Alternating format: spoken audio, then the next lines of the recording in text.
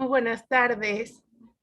Damos la más cordial bienvenida a todas las personas que se han sumado a esta conversación en el día de hoy.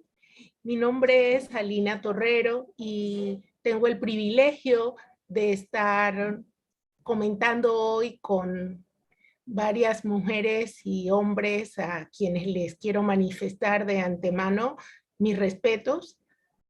A dos que ya conozco, la gran mayoría conociéndolos ahora, pero bienvenidos y gracias por la invitación.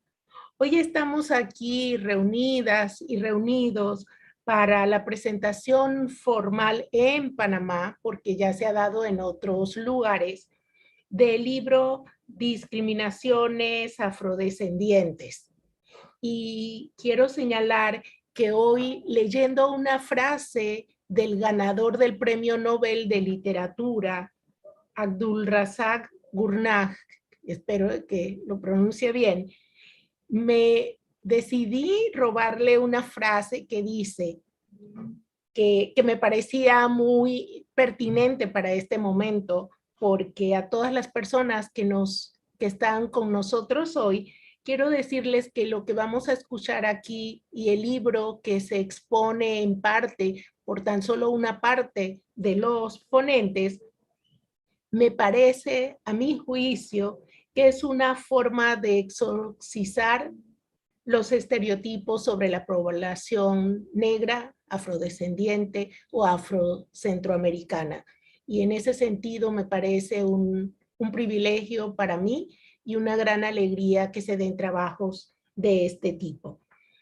Les doy la más cordial bienvenida a una presentación de un texto que reúne más de 21 trabajos interesantísimo, con una edición sumamente cuidada, donde la representación de la calidad, el profesionalismo, y aunque parezca extraño decirlo, el fenotipo de las personas afrodescendientes, negras, afrocentroamericanas, está presentada con mucho cuidado, con mucha calidad y creo que con un reconocimiento muy claro, muy alejado de estereotipos que nos siguen acompañando en nuestros países, como van a develar las y el ponente en el día de hoy.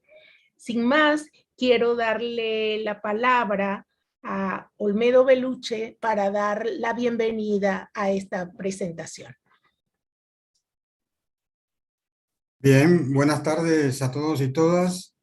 Es un honor para el Centro de Investigaciones de la Facultad de Humanidades y en nombre de nuestra facultad y de la Universidad de Panamá, dar la posibilidad de presentar este libro, este hermoso libro, Discriminaciones, de las que nos van a hablar algunas de las que son redactoras de su contenido.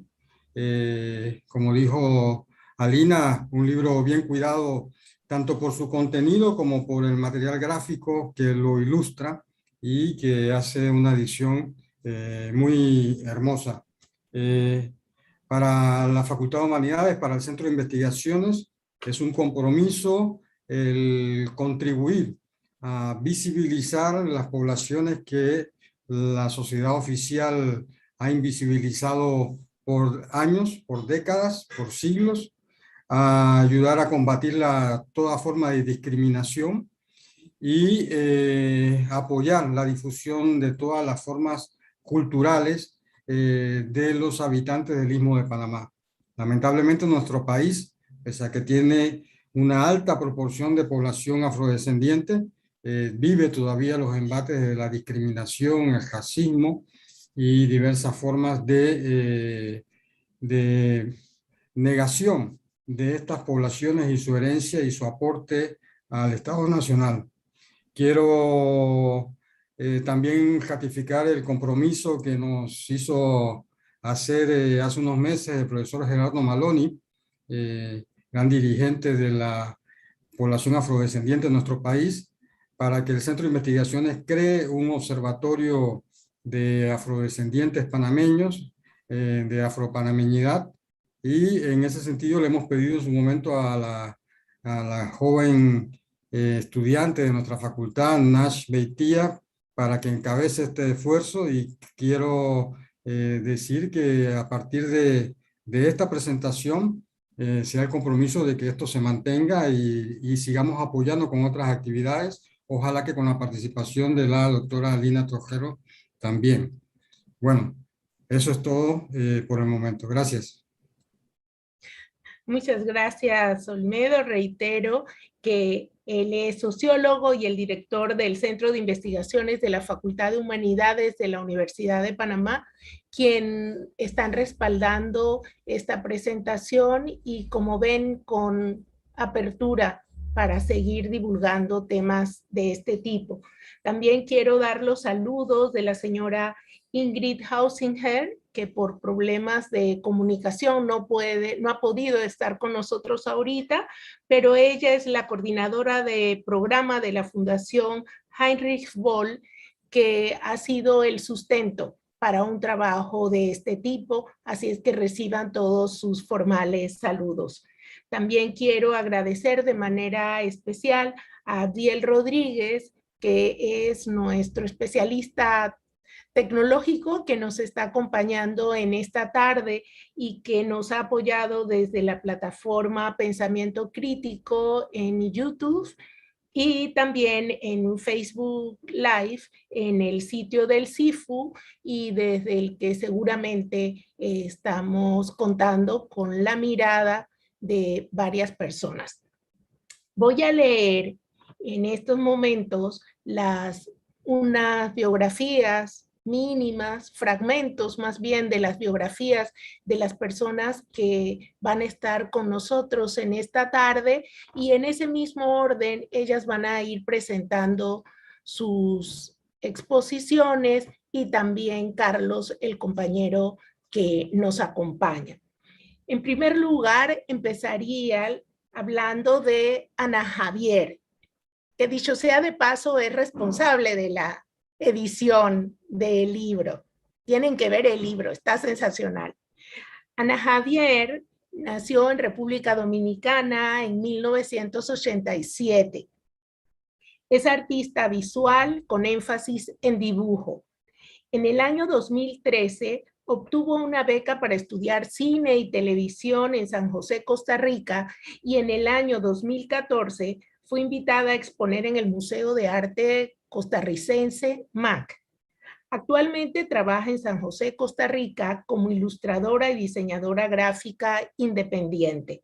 Además, se encuentra en proceso de postproducción de su película Afrorela, estaremos pendientes, Ana Javier, un cortometraje de ficción que nace a raíz de su necesidad por ver más representaciones de mujeres negras en el género de superhéroe. Ana Javier procura trabajar desde la identidad de la mujer negra y la reivindicación del pelo afro, considerando que nosotras llevamos una carga histórica en nuestro cabello que el sistema nos ha invisibilizado. Luego expondrá Magdalena Dolmo. Ella es docente con estudios en letras y lenguas orientadas a la enseñanza del español. Es investigadora de la literatura e historiografía garífuna. Tiene formación en gerencia y gestión de centros de educación básica. Uno de los logros que puede destacar de su carrera como docente es que propuso la creación de estándares de contenidos para la enseñanza del idioma garífuna en Honduras desde la Secretaría de Educación. Actualmente ostenta el cargo gerencial de un centro de educación básica de 9 grados en la comunidad de Bajamar, Puerto Cortés, Honduras. Es activista para la defensa de los derechos humanos, en particular del pueblo garífuna. Feminista, emprendedora, propietaria y creadora de la marca Ibagari Shops, dedicada al diseño de ropa casual pintada a mano y con telas africanas. Vaya la diversidad de esta señora mía. Luego tenemos a Carlos Isaías Morales Lara. Él es de El Salvador y nació en 1993. Es artista, dibujante, pintor, profesor de inglés y portugués, activista LGBTQ+, actualmente vive en Sacamil, Mexicanos, San Salvador. Su obra se basa principalmente en la representación de rostros desnudos masculinos y caricaturas con el objetivo de visibilizar las experiencias machistas y homofóbicas que vive la diversidad sexual en Centroamérica. A su vez, ha realizado murales en distintos lugares de la zona oriental de El Salvador, así como en Honduras y Guatemala. Bienvenido, Carlos. Tenemos ahora un fragmento del currículum de Nash Beitia Mercado. Nash es panameña, estudiante de la licenciatura en Humanidades con especialización en Educación Física en la Universidad de Panamá. Cuenta con un diplomado en Desarrollo de Capacidades para una participación política efectiva de las mujeres en América Latina por el Instituto Interamericano de Derechos Humanos. Es escritora, investigadora, y algunos de sus artículos publicados de manera más cercana estarían Desafío de las Juventudes, publicado en un diario nacional, el diario La Prensa, en agosto de 2020, Negras en la Política, publicado en la revista internacional Afroféminas, en noviembre de 2020, y uno de los más recientes, El papel de los deportes en las sociedades en el marco del COVID-19, publicado en la revista panameña de Ciencias Sociales en este año. Es creadora y directora ejecutiva de la organización deportiva Birria de Guiales por Canchas Libres de Violencia Machista. Ha recibido varios reconocimientos y entre ellos uno por el compromiso en pro de la juventud afropanameña, que se lo entregó la Red de Jóvenes Afropanameños. También es evaluadora de proyectos deportivos en América Latina y el Caribe, y ha sido entrevistada por el Fondo de Población de las Naciones Unidas para la investigación de acción local sobre la violencia hacia mujeres afrodescendientes en Panamá. Y por último tenemos a Marielba Herrera. Marielba es antropóloga, igual que yo, Marielba, afrosalvadoreña y consultora cultural. Ha investigado y publicado libros y artículos sobre religiosidad popular, identidad de pueblos indígenas y afrodescendientes en El Salvador, en diferentes espacios latinoamericanos. Ha recibido varios reconocimientos por sus investigaciones. Una de estas ha sido la aproximación etnográfica al culto popular del hermano Macario en Izalco, Sonsonate, El Salvador, desarrollada en el 2010. Otra es elementos afrodescendientes en la religiosidad popular, el caso San Benito de Palermo en el oriente de El Salvador, y la investigación del año del 2012, que fue reconocida como la mejor investigación de ese año, titulada Imaginarios y discursos de la herencia afrodescendiente en San Alejo, La Unión, El Salvador. Todos estos reconocimientos a estas investigaciones mencionadas se los ha acreditado la Universidad Tecnológica de El Salvador, UTEC. En el año 2017 impulsó juntamente con una comunidad afrodescendiente y la Asociación Pocomames por el Ambiente, APOCAM, la iniciativa de reforma constitucional para la incorporación del derecho de los pueblos afrodescendientes de El Salvador en el artículo 63 de la Constitución del país, y está en debate actualmente en la Comisión de Legislación y Puntos Constitucionales de la Asamblea Legislativa de dicho país. Actualmente es presidenta de la Red de Estudios Afrocentroamericanos, que trabaja en conjunto con las poblaciones de afrodescendientes de la región centroamericana, y es fundadora de las Jornadas Internacionales de los Estudios Afrocentroamericanos. Y además, junto con un colectivo de personas autoidentificadas como afrodescendientes, están en proceso de la consolidación de la organización AFROS, que significa Afrodescendientes Organizados Salvadoreños. De esta manera, una presentación de de fragmentos de los sólidos currículums que tienen todas y todo.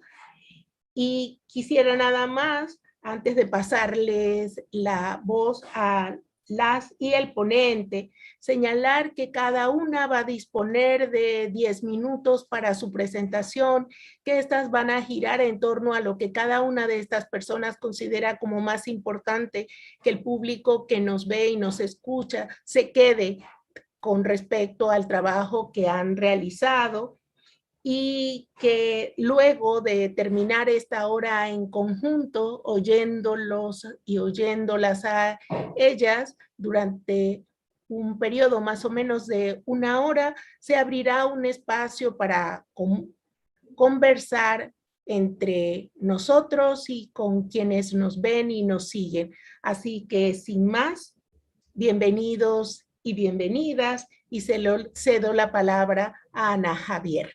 Gracias. Muchísimas gracias, Alina, por tan bonita presentación de todos nosotros aquí presentes. Muchísimas gracias por invitarme a este espacio. Para mí, la verdad, es un orgullo y me siento muy feliz de estar aquí compartiendo con ustedes, aunque sea por Zoom, que ha sido esa dinámica todo el año.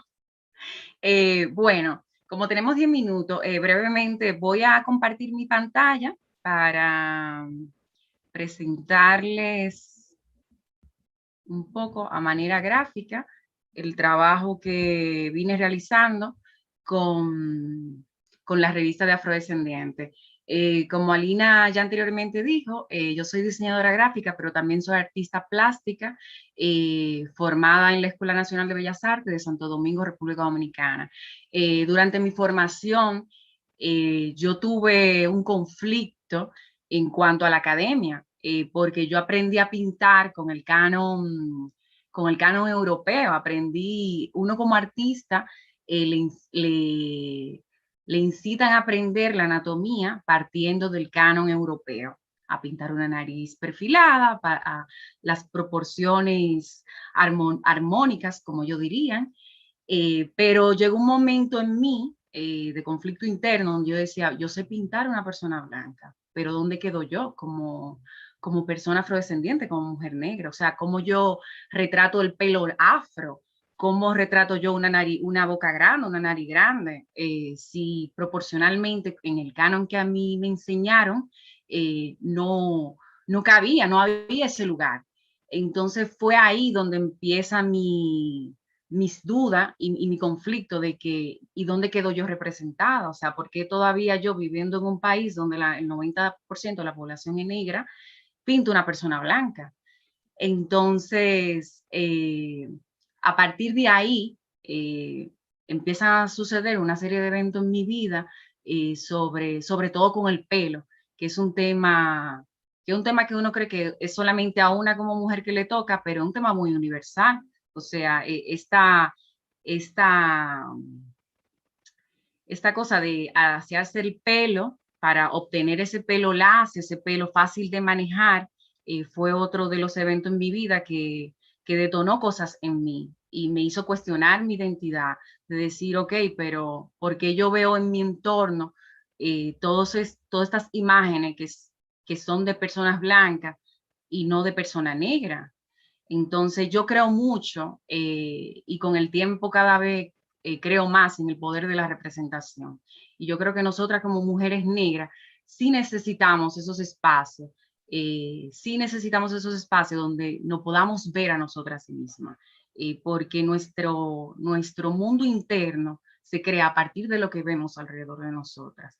Entonces, esta imagen de la portada de la revista para mí fue muy importante, plantear que es a través del pelo que de manera personal yo conecto. Yo creo que muchos de la población afrodescendiente conectamos, no solamente la piel, pero a través del pelo tenemos un bagaje muy importante de historia que se nos ha negado, que se nos ha invisibilizado, pero también muy rica, y que también viene siendo un personaje principal tanto en la revista como en la historia, porque a través del pelo afro podemos contar nuestra historia. Creo mucho en esto.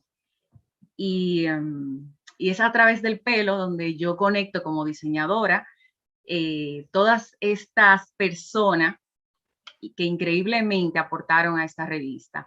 Y esta imagen para mí también yo creo que logro conectar porque al plantear este mapa en la cabeza, alrededor del pelo, creo este mensaje de que podríamos a través del pelo, o invito a través del pelo, a que la gente conozca un poco más de nuestra historia. Esto siempre a través del cabello, o sea, esta es una de las secciones, la sección de diáspora. A medida que van surgiendo, yo soy del 87, yo no soy tampoco tan vieja, pero sí creo que las generaciones futuras y las generaciones que han ido escalando han tomado como un sentido y han tomado una apropiación de su identidad, han tomado conciencia y yo quise hacer esta cadena como de cómo cada generación va asumiendo su pelo, que entre comillas sería como nuestra identidad. Yo tuve voy a hacer una pequeña anécdota, no sé, quiero manejarme bien con el tiempo, sobre una artista que conocí aquí en Costa Rica llamada Shirley Campbell, que la conocí en una exposición que ella estaba exponiendo sobre, era un objetos, era como objeto y palabra, y ella estaba exponiendo con una maleta, donde dentro de la maleta ella tenía una muñequita negra, entre otros elementos personales. Y yo me acerco a ella y le digo, qué linda esa muñequita, o sea, y qué extraño, porque para la época en la que ella se desarrolla como niña hasta su adolescencia, ese tipo de cosas no se veía. Todavía cuando yo era pequeña, yo nunca vi una muñeca negra. Y le pregunto, ¿y qué cosa me extraña? A lo que ella me responde que ella nunca tampoco tuvo una muñeca negra, que esa muñequita negra era una añoranza de haberse querido ver cuando ella era pequeña. Y yo le dije, qué locura, o sea, que no soy yo la única que tiene esta añoranza. Y esto algo que me debe mi niñez. Entonces, es una experiencia también universal y qué bonito, porque Shirley vive siendo de acá, yo de Dominicana, y es como compartimos esta experiencia. Entonces, esto no es solamente un asunto de vanidad, porque la gente cree así, el pelo es un complemento de la belleza, pero no es solamente eso, es más que eso. Entonces, es a través del pelo que yo como persona, como afrodescendiente, como artista y también como cineasta, que asumo este discurso para poder hablar sobre el poder de la representación. Entonces, no sé, yo creo que ya hasta aquí, Alina, yo no quiero extenderme más.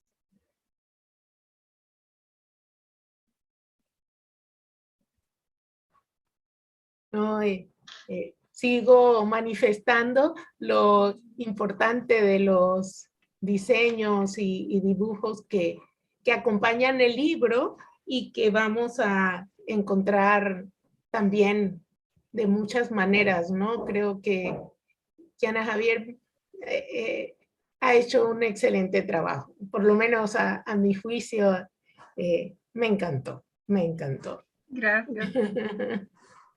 Gracias a ti, Ana Javier. Bueno, pasaríamos entonces con Magdalena. No sé, Ana Javier, si pudiera cerrar tu compartir pantalla para dar pie a Magdalena. Ok. Muchísimas gracias. Un gusto nuevamente compartir con cada uno y cada una de ustedes, en especial Ana Javier, que habíamos tenido la oportunidad de estar en el mismo escenario, con Carlos, Marielba, soy tu fan, seguidora, me encanta tu trabajo, lo que haces. Y cada uno de ustedes, Nach, leí tu artículo, ¿qué decirles? Creo que esos espacios nos permiten materializar lo que Ana Javier proyectaba a través de las imágenes, que precisamente soy producto de ese reconocimiento, de ese proceso de transición, porque para la mujer garífuna, en mi caso particular, el cabello ha significado, más allá de esa belleza estética que hoy difundimos, también una manifestación de dolor también, de resistencia, ¿verdad? Porque por ahí comenzamos un poco rechazando nuestra identidad afro, desde ese sufrimiento, pero al final comprendí que es la materialización también de esas luchas que precisamente de la cual voy a hablar en mi artículo, en el libro, el cual yo he titulado, pues, permítame ponerlo en presentación. Listo, que he titulado precisamente la resistencia, es decir, pueblo garífuna, sinónimo de una sola existencia, y es la resistencia. Y en este espacio quiero aprovechar, agradecer a Camila Caris, que fue la que me invitó, extenderle un saludo muy especial desde acá, que fue la que me invitó a ser parte de este volumen, tercer volumen de la revista Discriminaciones, con el apoyo precisamente de la Fundación Henry Boyd, a través de Ingrid, que han hecho un extraordinario trabajo para sumar a esos esfuerzos que se ha venido haciendo en El Salvador, y que también fortalece también esos esfuerzos que toda América, toda Latinoamérica está haciendo para poder afianzarnos en este reconocimiento digno, porque es una dignidad la que nosotros estamos exigiendo desde estos esfuerzos, estos espacios, sea académico, sea político, sea social, sea el activismo. Es un reconocimiento digno a nuestra persona como tal.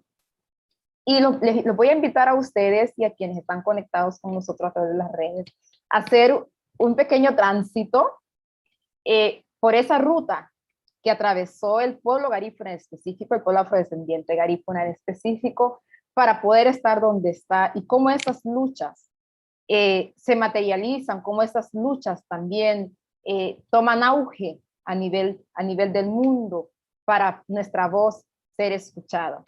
¿Y por qué lo resumo en un tránsito? Precisamente reitero la frase: somos resistencia.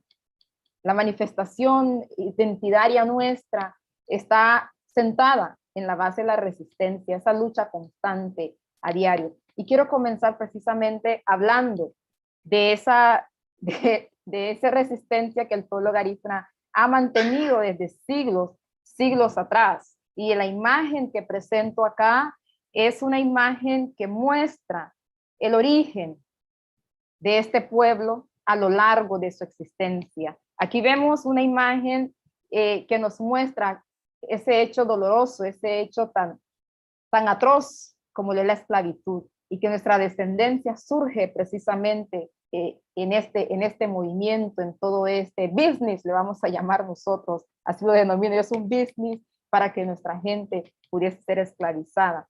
Y es así entonces como llegamos aquí.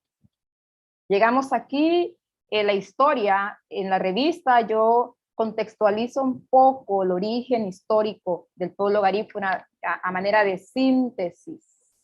Comienza precisamente en el año 1763 y 1796, cuando se da toda esa primera parte de resistencia de este pueblo en la isla de San Vicente, aquí en el sur, en el Caribe de América.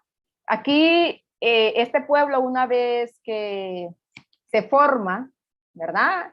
No voy a ahondar muchísimo en esa parte de la construcción de la identidad garífuna. Ya sabemos que población descendiente del continente africano llegan a las tierras de los indígenas arahuacos en San Vicente. Entonces surge esta población, y allí, en ese proceso de sobrevivir y de vivir, entonces se encuentran pues con esta cultura, con este pueblo inglés, francés, y que por último pasó Cristóbal Colón por ahí, ¿verdad? Con todo este tema de la colonización. Sin embargo, este pueblo resiste. Ahí comienza esa primera manifestación de resistencia.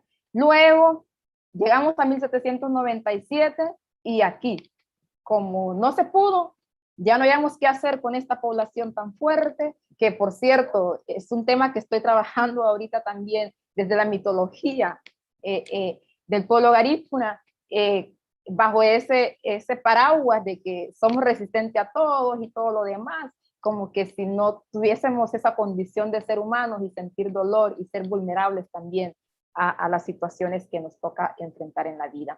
Entonces se da la expulsión de Yurumey. Los historiadores cuentan de que fueron expulsados a Honduras. Magdalena Dolmo dice, no creo, ellos no sabían qué destinos le esperaba. Simplemente escaparon de la esclavitud y Baba y nuestros ancestros los condujeron a estas tierras que hoy atenta todavía contra la dignidad y la vida de este pueblo. Luego entonces comienza todo este tema del sufrimiento, de la resistencia al pueblo garífuna, resiste a los embates, a los planes extractivistas, a los planes del poder, porque el poder económico, el poder político es uno de los elementos que nos está afectando muchísimo para poder ser nosotros en estas sociedades nuestras a nivel de América Latina.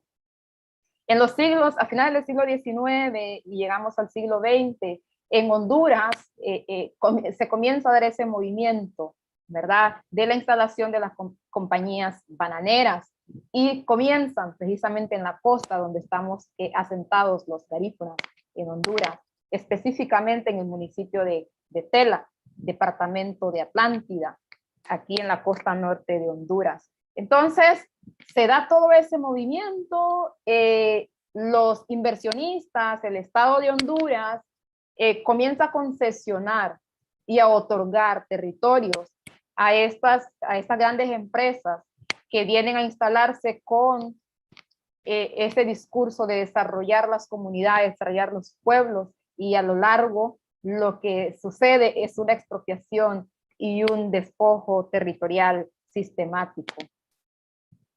Luego llegamos a una parte de ese siglo, de esa época, donde igual que hoy también se instaura un gobierno dictador, un gobierno que no tiene ningún otro interés más que vender la soberanía del país, el territorio, en aras de catapultar de alguna manera este capitalismo, este modelo de capitalismo que lejos de cuidar la vida nos destruye a todos.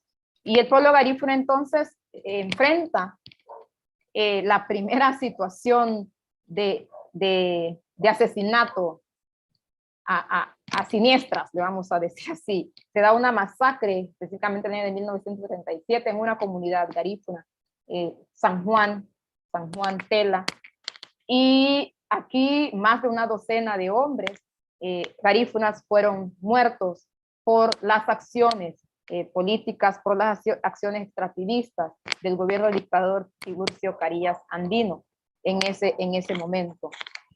Cuando Magdalena comienza a leer respecto a todo esto, a revisar la historiografía, me encuentro de que debo de hacerlo, debí hacerlo y tengo que hacerlo con un objetivo de poder permear la conciencia histórica social del pueblo garífuna y encontrarme con esas arrugas, le llamo yo, dialogar con esas arrugas del dolor que sufrieron mis ancestros y las personas que me antecedió para poder continuar las luchas que ellos emprendieron para garantizarnos a nosotros la territorialidad y tener un espacio para poder vivir, porque a lo largo de todos estos hechos que les estoy comentando, la lucha ha sido por sobrevivir. Hoy queremos vivir en dignidad. En la revista entonces visibilizo un poco a manera de denuncia, porque creo que hablar de avance en cualquier ámbito de la vida, no podemos denominar lo que nos hemos desarrollado si no visibilizamos estos problemas estructurales que hemos venido arrastrando desde siempre. Entonces, ya en los años de 1969 al año 1995, comienza todo ese proceso de invasión territorial, comenzando con el municipio de Tela, Ya las municipalidades, en este sentido, en el país, comienzan a otorgar territorios a favor de estas empresas, grandes empresas, que empiezan a establecer sus construcciones arquitectónicas, llámese hoteles, restaurantes, como querramos llamarlo, y al final, en primera instancia, le ofrecen trabajo a la gente, le venden todo bonito a las personas, pero al final terminan pues prohibiéndole el acceso, ya no podemos ir a la playa. Entonces eso se da con mayor magnitud en los municipios de Tela en este momento. Tenemos el municipio de Trujillo, Santa Fe, en el departamento de Colón en Honduras, el municipio de Iriona, específicamente la comunidad garífuna de Punta Piedra, que también está atravesando por esta lucha. Tenemos nuestra organización madre, que es la Organización Fraternal Negra de Honduras, OFRANE, que se ha tomado muy en serio esta lucha de defender el territorio hondureño. Solo háganse una reflexión en retrospectiva a lo que les estoy planteando. Del año 1635 que se forma el pueblo garífuna en Yurumi, su llegada a Honduras, su expansión por toda América, y tanto el pueblo garífuna, el pueblo afrocostarricense, afrosalvadoreño, afronicaragüense, toda la población afrodescendiente a nivel de América compartimos los mismos problemas, enfrentamos las mismas realidades. Y la revista Discriminaciones Afrodescendientes nos da esa oportunidad, no solamente de visibilizar la fuerza que tenemos en esa belleza estética, insisto en ello, sino también reclamar también a la sociedad, a quienes tienen la oportunidad de leerla, de que hay una situación que todavía no está siendo abordada.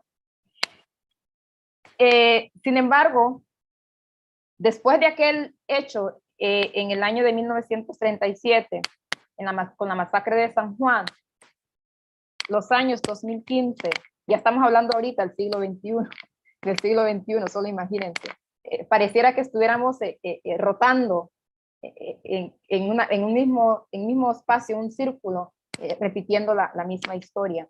Se dan los años más sangrientos y dolorosos para el pueblo garífuna. Aquí el pueblo garífuna ha perdido un poquito más de 2 docenas de lideresas defensoras de derechos territoriales, defensoras del agua, de la vida. Y en el año 2020, ¿qué decirle? Creo que todos estamos al tanto, se da la desaparición forzosa de 4 líderes garífunas, incluyendo un presidente de patronato, una persona que estaba ahí cuidando de su pueblo, del territorio, celando lo que corresponde. Entonces, de esa manera planteo aquí en este artículo justamente esa resistencia que tiene este pueblo para poder sobrevivir en medio de este modelo de colonización que bien se aseguraron de plantearlo de manera que estemos en esta lucha diaria para poder salir a flote como pueblo afrodescendiente. Muchísimas gracias, les invito a leer entonces este texto, Discriminaciones, para que podamos profundizar un poco en estos elementos que yo he compartido con ustedes. Estoy atenta a sus preguntas al final. Muchísimas gracias.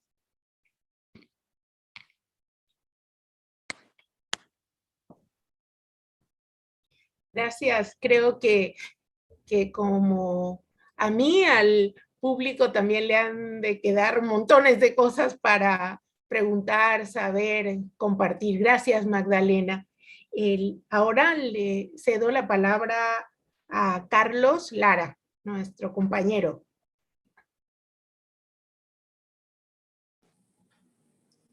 Bien, buenas tardes. Qué gusto estar con ustedes, compartiendo esto que nos une, ¿verdad? Y agradezco también a todas las personas que están con nosotras en esta tarde, conociendo un poco más acerca de este tema, o seguramente están asentando, ¿verdad? Y están en conexión con lo que nosotras estamos hablando aquí en esta transmisión. Pues probablemente para muchas personas la afrodescendencia en El Salvador es extraña, porque se ve a El Salvador como un país mestizo más blanco que mestizo, ¿no? Un país más blanco que mestizo o más blanco que indígena. Sin embargo, desde hace algunos años se ha venido trabajando, rescatando esta historia que ha estado ahí, invisibilizada, negada, ocultada. Se ha venido rescatando y se ha venido mostrando esto a toda la población salvadoreña especialmente, pero también hacia el mundo. Antes de 2017 yo no sabía de la existencia de la afrodescendencia en El Salvador. Yo solo sabía que tenía mi cabello rizado, mi cabello afro, yo veía a mi familia, yo veía aquellos rasgos, que es lo primero que entra, ¿verdad? Hacia a ese cuestionamiento. Empiezo yo a ver a mi familia, empiezo a ver a la gente de mi cantón, de mi comunidad, y yo decía, él parece negro, o ella parece negra, pero en El Salvador no tenemos negros, no tenemos historia negra, ¿no? Y más era que descendemos de españoles e indígenas. Entonces, ¿cómo es que tiene el cabello rizado? ¿Cómo es que tiene el cabello afro? ¿Cómo es que tiene ese cuerpo que parece negra o parece negro? Yo no sabía en cuanto a eso, qué era lo que estaba pasando, ¿no? En 2017 se realiza un conversatorio en el Teatro de San Miguel, que fue donde conocí a Marielba, y escucho que está hablando acerca del tema, pero yo estaba completamente perdido. O sea, yo estaba escuchando y qué bonito, qué interesante, pero es hasta que ya termina la ponencia y que me acerco a Marielba, que ella me dice, pero vos sos afrodescendiente. Entonces mi primera respuesta fue, pero yo no soy negro. Entonces, y ya ella me empieza a explicar cómo es esta cuestión de la afrodescendencia y cómo es que sucede. Tuvimos mucho tiempo, ¿no? Pero a partir de ahí empiezo a investigar, empiezo a leer, ¿verdad? Incluso estas investigaciones que Marielba y otros antropólogos e historiadores han realizado acerca de la afrodescendencia en El Salvador, y empiezo como a interesarme mucho más acerca de este tema y de la identidad afro también. Esto coincide con mi salida del closet también, porque en 2017 yo me salgo del closet, asumo mi homosexualidad abiertamente, y van como juntos, ¿verdad? Estas dos identidades, y ahí tomo como más fuerza todavía. Empiezo a participar también en organizaciones, y ahora soy el subdirector de AFROS, que fue que Alina lo mencionó, y creo que Marielba también va a aclarar este punto, porque la organización AFROS es otra organización a la cual Marielba no pertenece, ¿verdad? Pero yo ahora soy parte de AFROS, y estamos en ese trabajo de visibilizar, ¿no? Estamos comenzando a hacer este trabajo porque para comenzar existe una negación, ¿no? De parte de la población en general, pero también de parte del Estado. El Estado salvadoreño no ha reconocido constitucionalmente aún a la población afrodescendiente. Fue hasta 2014 que reconoció a la población indígena, y después de años de lucha, es decir, hasta 2014, y aún no reconoce a la población afrodescendiente. Pero personalmente pienso que tenemos que trabajar con la población para tener mucho más fuerza, para poder exigir al Estado salvadoreño ese reconocimiento. Y estamos con nuestra organización AFROS, Afrodescendientes Organizadas Salvadoreñas, en esa visibilización, ¿no? Y se nos acercan personas a través de las redes sociales o personalmente y nos dicen, yo no sabía de este tema, yo no sabía que eso existía, yo solo sabía que tenía una tía que es muy negrita y colocha, murusa, pero yo no sabía por qué, ¿no? Y empiezan a contar sus experiencias. Y eso enriquece también a nuestra organización porque esto nos respalda. Sabemos que no estamos hablando algo inventado. Hay gente que nos dice que estamos locos, que estamos locas por andar hablando de este tema. Pero hay otra gente que está interesada, que está identificada, que está convencida, y es por esta gente que estamos trabajando. Como mi área universitaria son los idiomas, pero toda la vida he pintado. A partir de 2017 marca para mí un comienzo, una nueva vida, por esto mismo que ya les mencioné, pero también en 2017 no me renuevan el contrato para trabajar en el instituto donde yo había estado dando clases en 2016, porque no accedí a cortar mi cabello. Entonces ellos querían que yo cortara mi cabello o lo arreglara para parecer formal delante de los estudiantes. Entonces, es allí donde yo decido alejarme un poco de la escuela, del sistema educativo nacional, y empezar a trabajar ya lo que es la pintura, más de lleno, ¿no? Y es de lo que estoy viviendo actualmente económicamente, pero también es lo que me da vida, lo que le da vida a esa alma, pues me da esa sed de seguir trabajando y me motiva. Este año yo comencé a una nueva carrera en la universidad, entré a la carrera de antropología sociocultural también por eso mismo, por esa sed de aprender. Y hay una persona, solo una persona me preguntó, y ganas bastante con ese trabajo de antropología. Y fue hasta ahí que yo caí en cuenta y yo dije, hombre, es que yo no entré a antropología porque quería un trabajo o porque iba a vivir de eso, sino porque tengo esa sed de aprender, pero también de aportar, ¿no?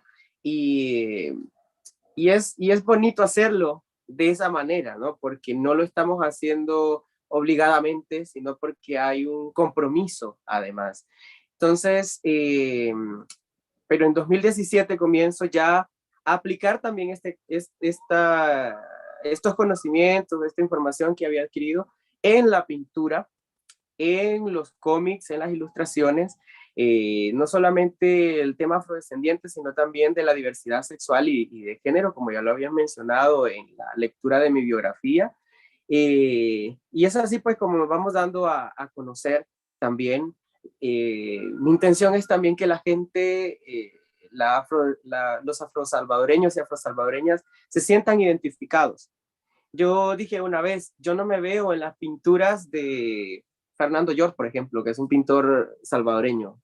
No me veo reflejado en las pinturas de Miguel Ángel Ramírez, por ejemplo. Y no los estoy desmeritando, sino que no me encuentro ahí.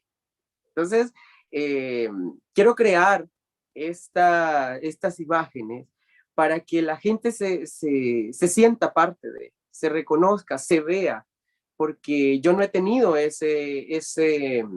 ¿cómo que le llama? Ese referente, ¿verdad? Y quiero que de aquí en adelante se vaya creando ese referente. Aquí atrás tengo una pintura que estoy trabajando ahorita, que es el tema de la danza de los tabales, en honor a San Benito de Palermo, y es precisamente para hablar de esas historias o de esa identidad cultural que está presente en nuestro país, esa herencia africana, que no se habla.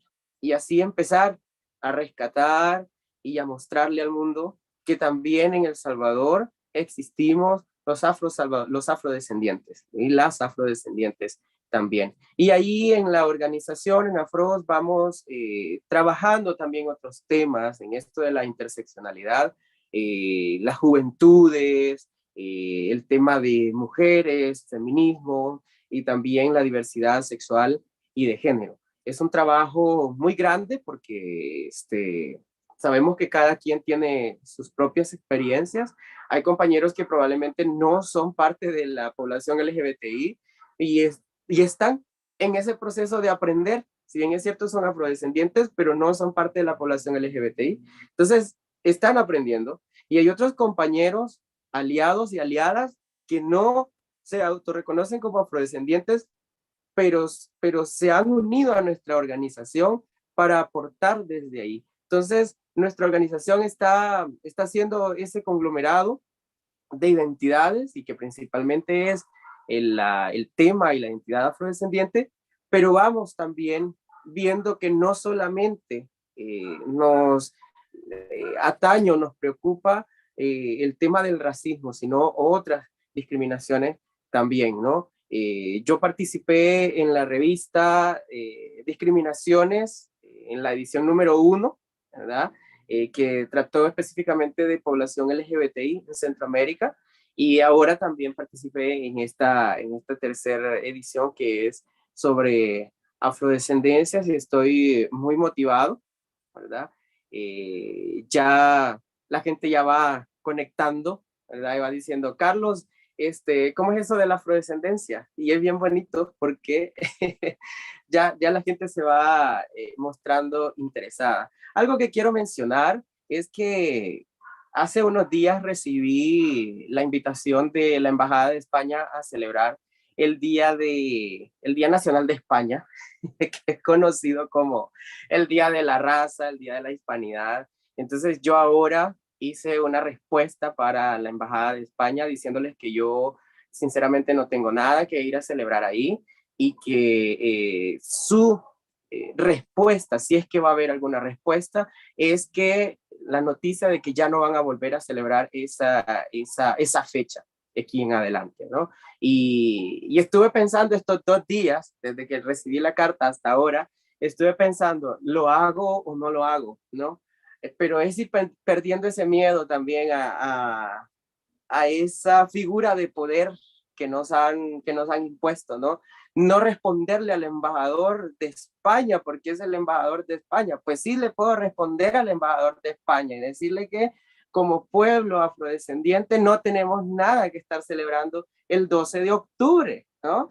Y que para nosotros y nosotras ahora es el día de la resistencia indígena, negra y popular. No es el día de España, no es el día de la hispanidad y no es el día de la raza española. Así es que además también hice un como CC con copia para algunas personas, ¿verdad? Para que puedan compartir también, ¿verdad? Porque creo que es parte de ir construyendo y de ir relatando de una manera distinta esos discursos que nos han venido enseñando a lo largo de los años y dando dignidad a nuestras poblaciones también. No se trata de victimizarnos, como ya lo habían dicho, pero tampoco podemos negar que estas situaciones forman parte de ese racismo estructural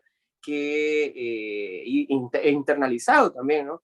Que seguimos experimentando como poblaciones afrodescendientes e indígenas. Así es que me quedo por acá y un gustazo de estar con ustedes nuevamente.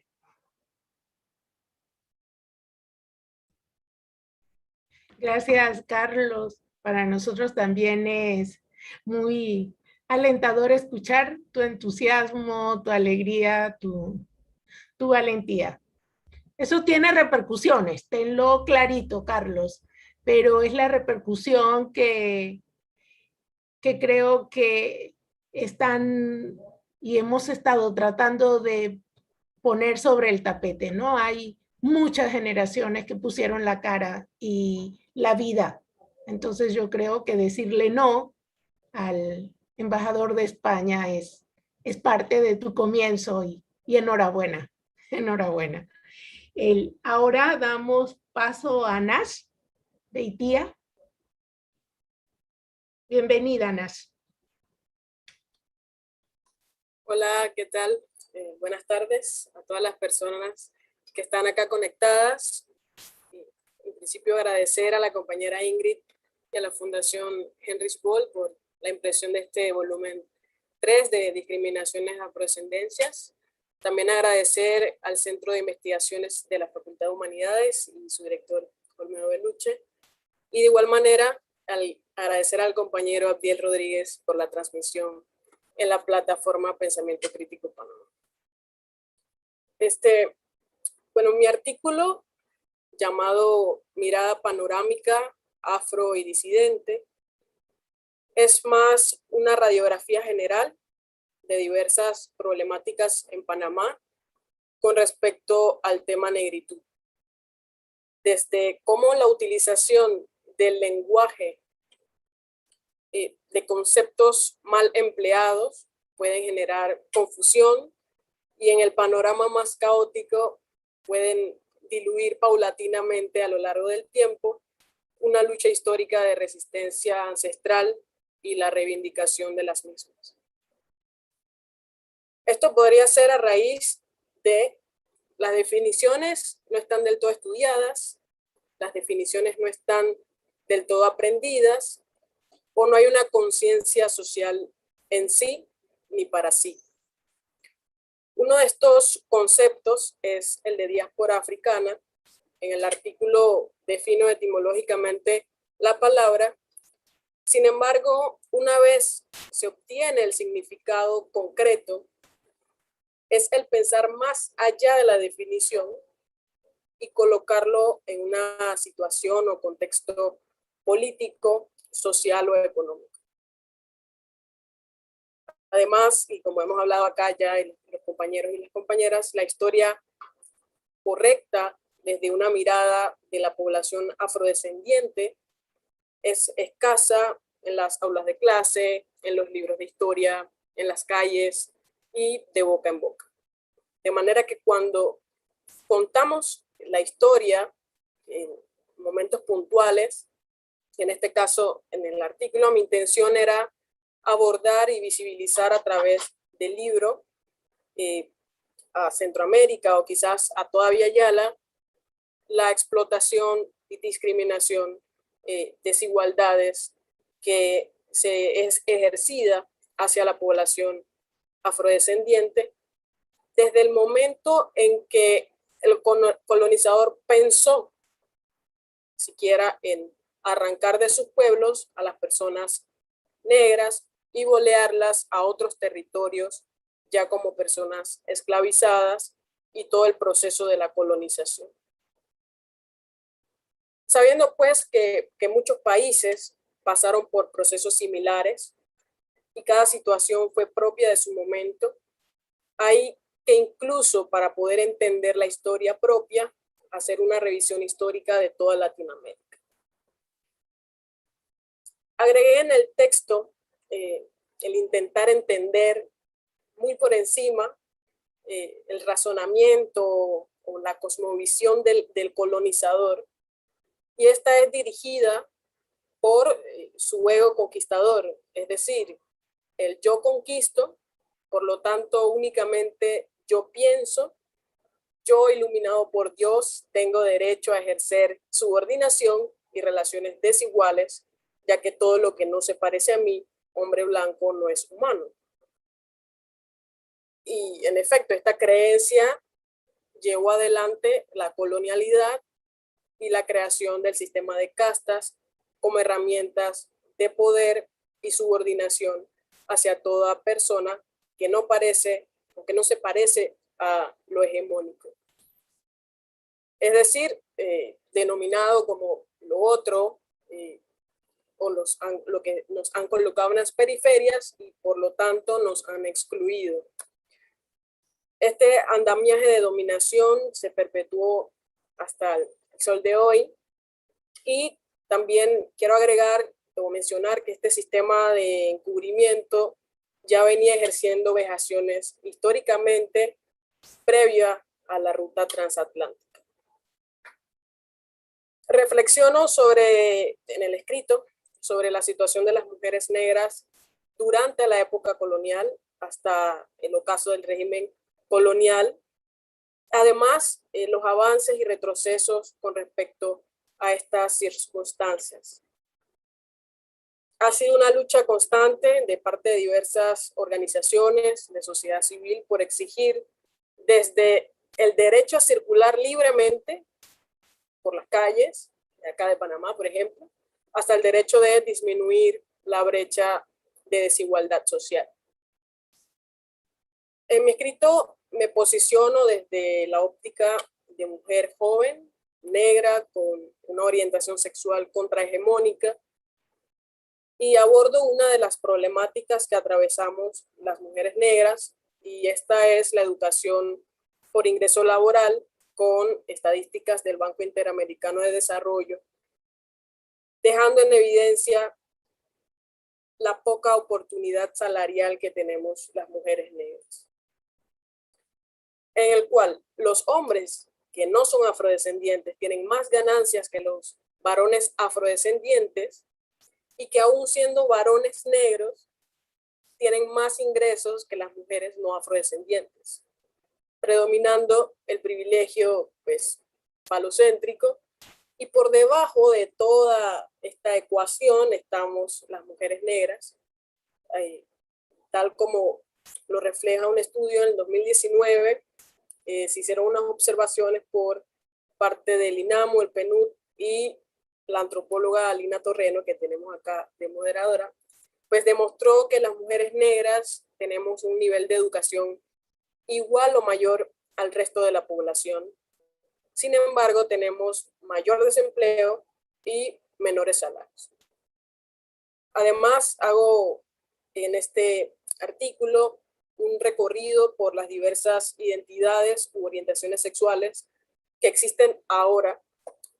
Alguna vez, hace quizás 2 años, le hice ciertas preguntas a la compañera y doctora Ángela Figueroa para que me intercambiara información sobre estos temas, donde ella me expresa en unos correos textualmente que, abro comillas, que las identidades son construcciones sociales, y hasta finales de los años 80, en un puñado de países industrializados y hasta el nuevo siglo en Panamá, solo existían como categorías socioculturales los homosexuales. Hasta finales del siglo pasado existía la noción de orientaciones sexuales.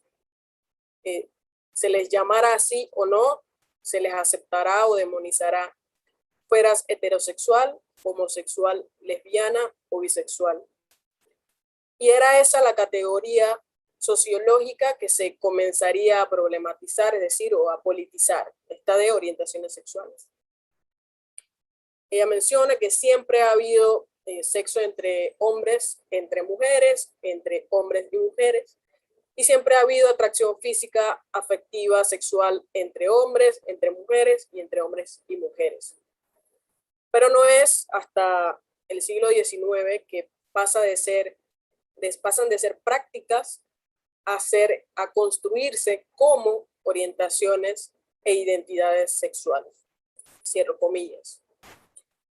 Entonces, lo que abordo en el escrito es que al pasar a ser construcciones, estas mismas, así como la raza, es que cierto grupo minoritario ejercen las violencias hacia lo que consideran como una alteridad u la otredad, ¿no? Es decir, lo que está incorrecto.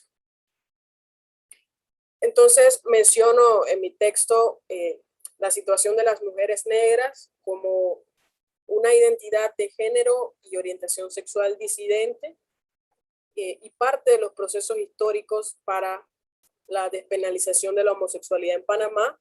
Lo abordo muy brevemente, y cómo justamente a las mujeres negras también les atraviesa, digamos, interseccionalmente diversas opresiones por ser mujer, por ser negra y tener de pronto una orientación sexual diversa. Y el tema, por supuesto, económico de diversa forma, ¿no? Cómo les atraviesa a todos. Entonces, mi intención es generar con este artículo de cierto modo un pensamiento crítico con respecto a los diversos puntos que abordo. De pronto generar el cuestionarnos, el interpelarnos, el investigar a profundidad y plantear nuevas posibilidades de erradicar estas opresiones. Y también la intención de inspirar a más personas a la escritura, siendo esto un medio histórico de pasar información a lo largo de las generaciones. Y por supuesto con la intención de seguir generando debate incluso espacios como este, en la calle, en las escuelas, por chat, por email. Entonces, sí, este sería como el objetivo y la intención con la que escribí mi artículo Mirada Panorámica Afrodisidente. Por supuesto que sería genial poder profundizar ya específicamente en un punto, pero en principio este fue mi objetivo con este artículo. Espero que puedan ingresar al link, que bueno, no sé si Alina lo pasa luego, y puedan ver el artículo de todos los compañeros y compañeras y los artes. Muchas gracias.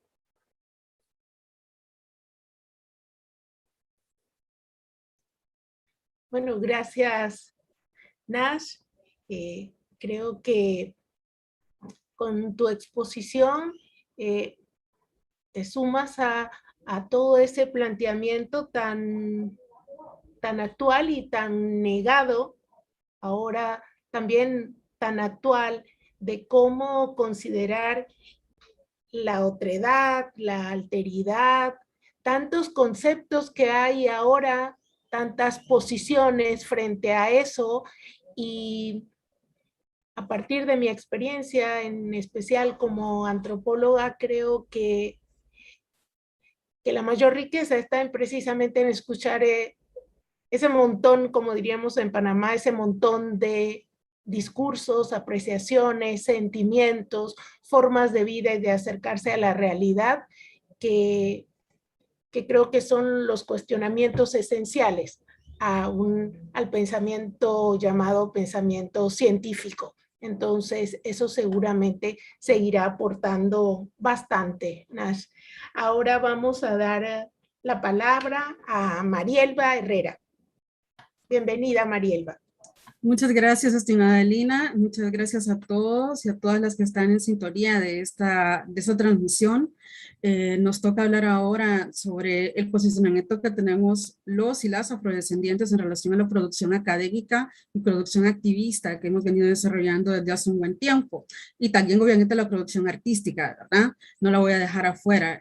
Quiero primero, antes que nada, como le comenté a Lina en su momento, dar una aclaración. Yo no soy parte de la organización AfroOS, como bien lo mencionó Carlos, sino que yo soy presidenta de la Red de Estudios Afrocentroamericanos. Ahí entiendo yo que digamos el error vino desde la publicación del libro, que yo ya lo había notado antes de que lo publicaran, que comentaba de que por favor lo modificaran, creo que no lo hicieron, pero me dice Ingrid que afortunadamente en la segunda edición, que ya está en camino, ya está la corrección hecha. Así que, y que hay una fe de rata también en la página de la Fundación Heinrich Böll, donde ustedes pueden ver lo que corresponde a cada quien. Entonces, quería aclarar este dato también, aunque Carlos se había adelantado un poquito.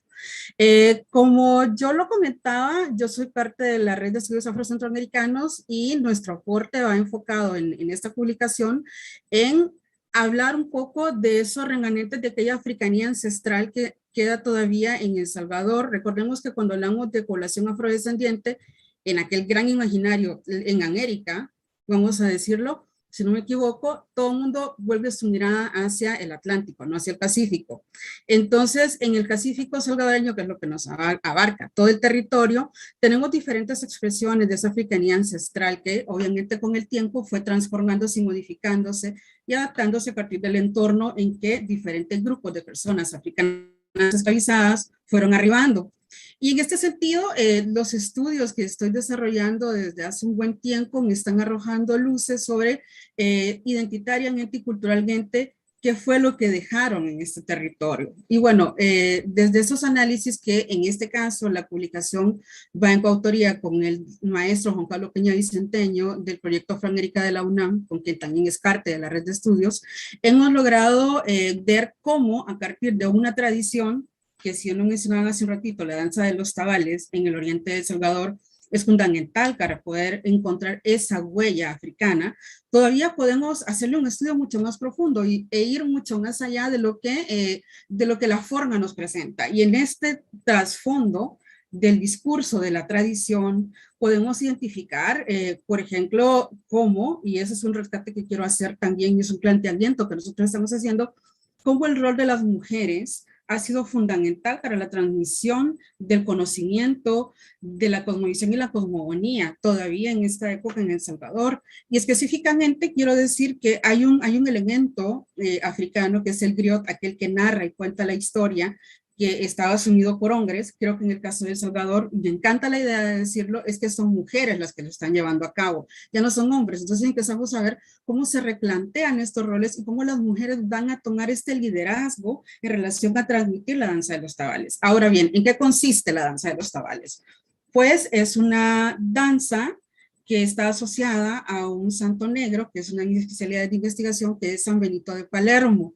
En El Salvador, digamos que la primera investigación, porque no ha dejado de mantenerse como investigadores y académicos, sabemos que la investigación nunca termina, pues quiero contarles que este tipo de culto o devoción se va a rastrear, digamos, hasta el siglo XVII, más o menos, aquí en el territorio. Luego, con el tiempo, vamos a ir como perdiendo huella en relación a cofradías que se van a instaurar, que también quiero decir que hay cofradías ilegales, que a mí esto es lo más importante que me parece de rescatar también dentro de este estudio, y es que esta cofradía ilegal va a surgir en un contexto de opresión en las zonas donde se cultivaba el añil específicamente, o la zona donde la gente cultivaba el algodón también, o donde la gente cultivaba y trabajaba con la caña de azúcar en los traquiches, ¿verdad? Entonces, este sentido de crear una tradición, una identidad que refleje la condición de las personas que estaban siendo explotadas y deshumanizadas también en ese momento, llega hasta el siglo XXI en El Salvador y se muestra a través de la letanía de San Benito de Palermo, que yo les invito a que lo busquen en internet, porque si me pongo a hablar de San Benito nunca voy a terminar de decir todo lo que sabemos y hemos encontrado. Pero lo interesante es que la letanía está reflejando una condición de personas que están trabajando en el campo, que están trabajando en la agricultura y que además mimetizan este conocimiento o camuflan, mejor dicho, este conocimiento a una imagen, que es la imagen del santo San Benito de Palermo. Que esta figura también, si hacemos una búsqueda de quién fue el personaje, en realidad vemos que también era hijo de personas africanas esclavizadas en Italia, en Palermo específicamente. Entonces, me da también esa idea en su momento de pensar cómo en aquel momento llega este culto a través de los diferentes barcos y de las personas que se bajaban, que traían ya un bagaje espiritual y que van a transformar a la hora de llegar al territorio americano, van a reflejar su condición de personas esclavizadas en una imagen que para ese momento, quiero decirlo, y me parece también importante, no era un santo oficial del cristianismo, sino era un santo popular.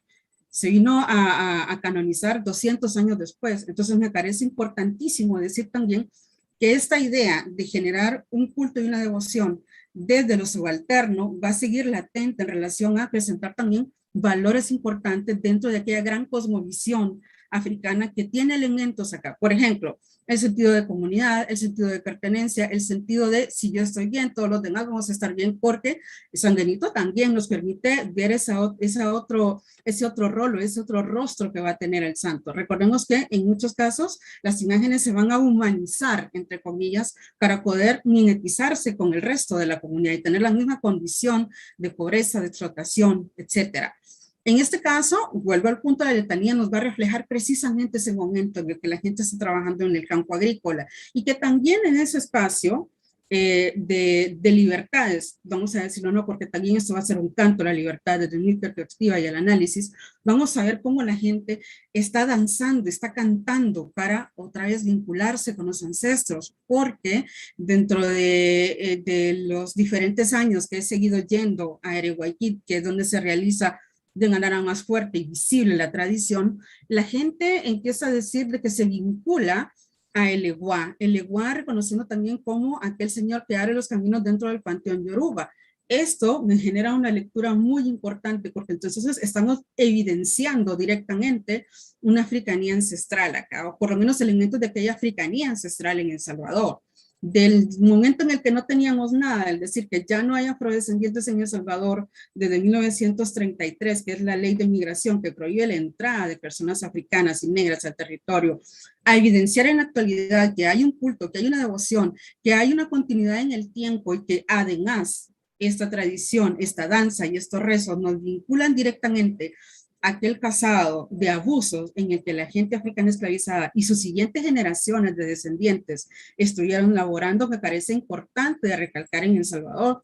Quiero decir también de que una de las cosas que nosotros hemos podido identificar es que, si bien es cierto, estamos hablando de una tradición específica de Areguayquín, después de la investigación cerrada, entre comillas, que es el tiempo que nos permite la universidad de tenerlo, empezamos a encontrar otros sanbenitos de Palermo en el territorio salvadoreño y empezamos a encontrar otras imágenes negras que eran contemporáneas a San Benito de Palermo, que al final lo que hacían era reforzar el reconocer e identificar territorios donde hubo una presencia africana fuerte, donde hubo, y lo voy a decir en las palabras de las fuentes oficiales de aquel momento, mulatos y mulatas libres, que ahora nos reconocemos como herederos e hijos de todos esos africanos esclavizados y de también personas mulatas que crecieron, murieron en El Salvador y dejaron una gran huella, y sobre todo que le aportaron a la configuración y a la construcción de las naciones, no solo en El Salvador, sino en toda América Latina. Y yo creo que eso es importante resaltarlo, porque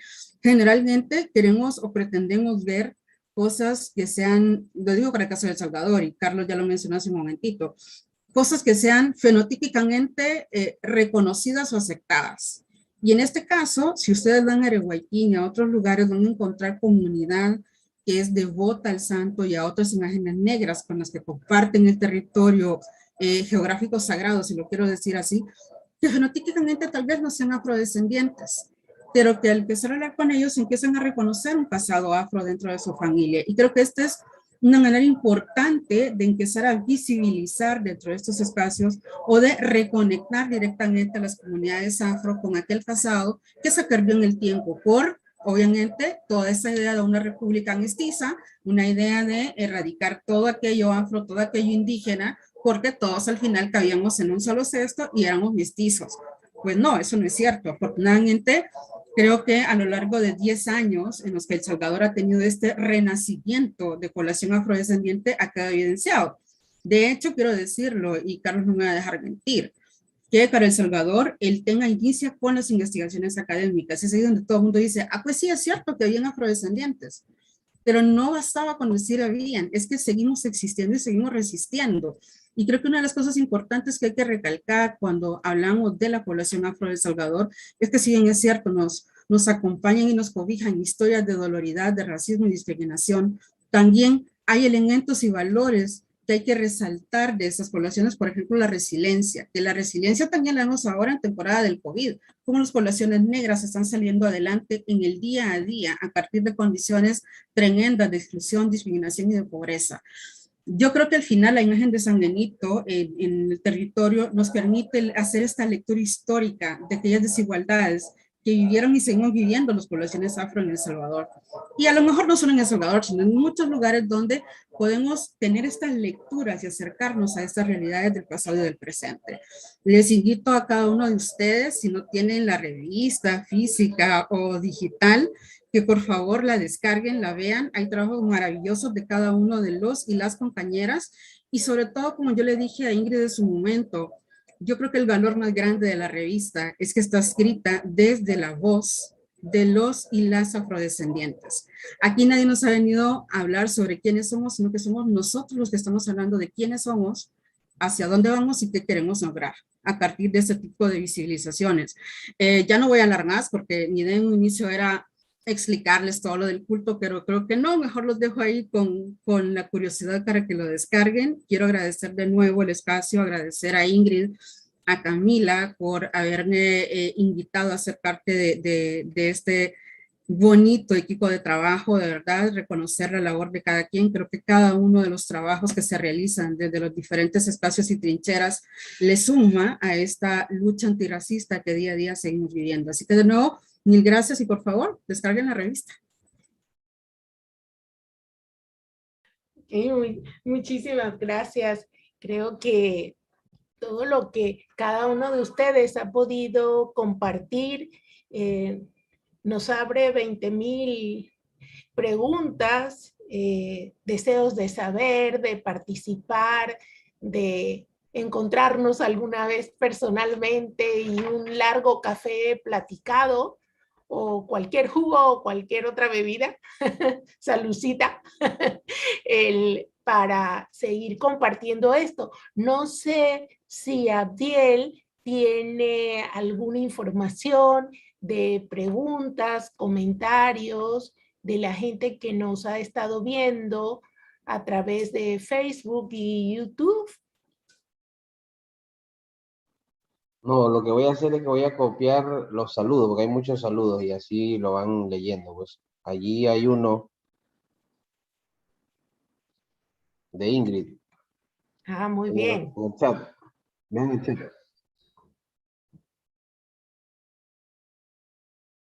Mientras leemos esto, creo que tenemos que reiterar el agradecimiento a la Fundación Heinrich Böll, a Ingrid en particular, Ingrid Hausinger, a Camila, que no la conocimos tampoco, por haber generado estos espacios.